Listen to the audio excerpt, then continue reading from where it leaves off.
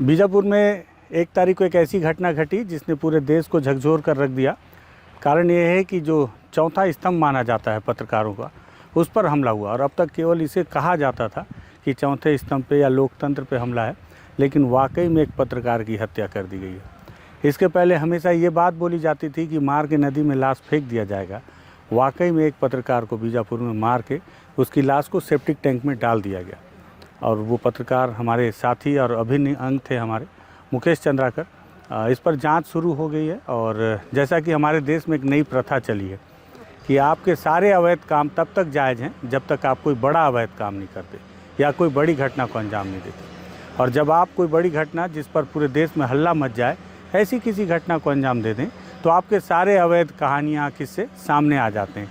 ठीक ऐसा ही बीजापुर में भी हुआ है। सुरेश चंद्रकार, जो कि किसी समय में उनके बारे में माना जाता है कि एसपीओ थे सलवाजुड़ूम के समय और कभी खानसामा हुआ करते थे, धीरे धीरे पता नहीं कैसे ठेकेदारी करते करते करोड़ों अरबों रुपए के मालिक हो गए। हेलीकॉप्टर से शादी में हेलीकॉप्टर का उपयोग करके चर्चा में आए और उसके बाद BMW, मर्सिडीज़ जैसी महंगी गाड़ियों का उपयोग करने लगे।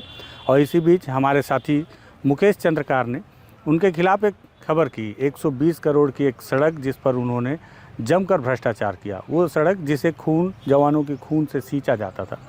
उस खबर को जब हमने प्रमुखता से दिखाया, हमारे साथी ने प्रमुखता से दिखाया, तो ये बात इतनी नागवार गुजरी कि सुरेश चंद्रकार, उसके भाई रितेश चंद्रकार ने पूरी प्लानिंग के तहत मुकेश चंद्रकार को, जो कि कहीं ना कहीं रिलेटिव में उनके भाई हैं, उन्हें बहुत ही सातिराना तरह से और पूरे प्लानिंग के तहत बुलाकर उनकी हत्या कर दी।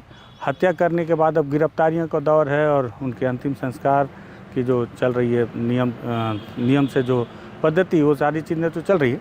लेकिन जो पूरे देश में एक नया चलन है वो भी अब यहाँ शुरू हो गया है बीजापुर में। क्यों?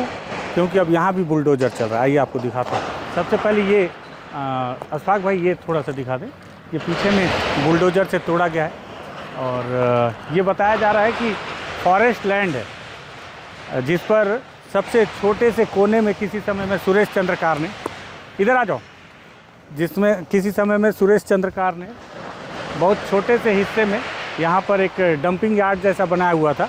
दरअसल इस इलाके में, जो इलाका बीजापुर का नक्सल प्रभावित इलाका है, इस इलाके में सड़क बनाना अपने आप में चुनौती है। ऐसे में जो आपको यहाँ सड़क बना कर दे दे वो ठेकेदार नहीं, भगवान होता है। फिर उसके द्वारा किए गए हर कृत्य मान्य है। और यही वजह है कि सुरेश चंद्रकार जब इस इलाके में सड़क बनाने को तैयार हुए, करोड़ों की सड़कें, 120 करोड़ की सड़कें, तो उन सड़क को बनाने के लिए उनके द्वारा जो भी काम किया गया उस पर प्रशासन ने किसी तरह का ऑब्जेक्शन नहीं किया। ये पूरा इलाका 5 एकड़ का है और नारंगी क्षेत्र है बताया जा रहा है वन विभाग के द्वारा। इस इलाके को उन्होंने पूरी तरह से अपने कब्जे में ले लिया।